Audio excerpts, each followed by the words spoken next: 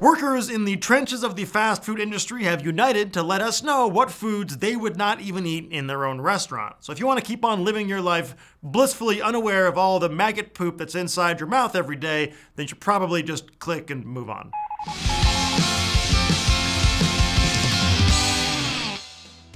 What's up, guys? I am Noah Galoot, and as most of you know, I am not the biggest fan of fast food.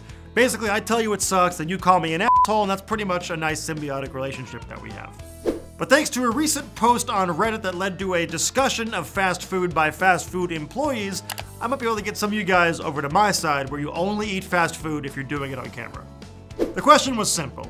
It asked Redditors who work in fast food chains which foods they would not eat from their own restaurants and why. Well, some 10,000 responses later, it got to a pretty dark and terrible place. Now, a quick disclaimer, this is Reddit, so there's no way to really confirm that any of these people are actual restaurant employees, but I'm choosing to believe it because it backs up things that I want to believe.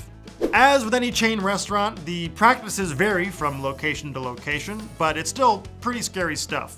One McDonald's employee claims to have been yelled at for throwing out a bucket of cheese that had maggots on it.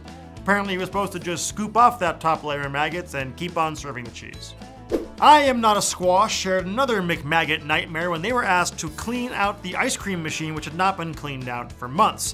When they opened it up, he found that the nozzle was not just blocked by ice cream, but also by around 100 maggots. Another McDonald's refugee said to be careful of the ice in your drink because the ice machine at his location had not been cleaned in over 2 years.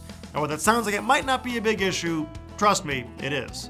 Now, one of the problems with not cleaning out your ice machine is it can lead to the growth of black mold, which, as far as I know, is not the best ingredient to have in your high C. Another Redditor moved the talk over to Burger King, where they claimed they had worked at a Burger King as a manager 6 years earlier, and that they had these super duper old deep fryers that had not been cleaned or drained in years. He added that they had pickle barrels that wouldn't seal properly, so flies would get inside and drown.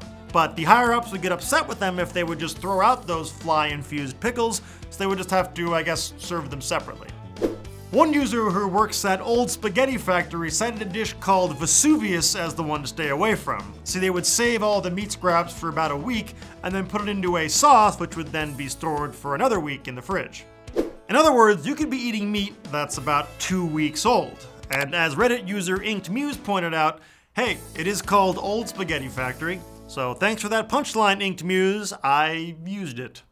Now, to be fair, there were other people who chimed in who worked at places like Burger King, McDonald's, and a bunch of other spots, and they said that their practices were nothing like these and were totally clean and fine, but I choose to ignore those facts. While these stories are shocking, they're actually not that surprising. See, the restaurant industry hates throwaway food, and this is just another example of terrible, terrible ways to avoid doing that. So really, you just can't go out there ignoring basic food safety guidelines, unless you love getting people sick, in which case, I guess, carry on. Personally, it's not the maggots and the mold I mind so much. I mean, hey, it's free protein and penicillin. I mostly just hate that the food tastes bad and they have terrible business practices. But let us know in the comments section if this information changes what you think about fast food, and if you're just gonna keep on eating it anyway. That's it for us today, guys. I am Noah Galoot, and make sure you subscribe to Taste It so you can find out what other foods I think that you should never eat, right here on the Food Feeder.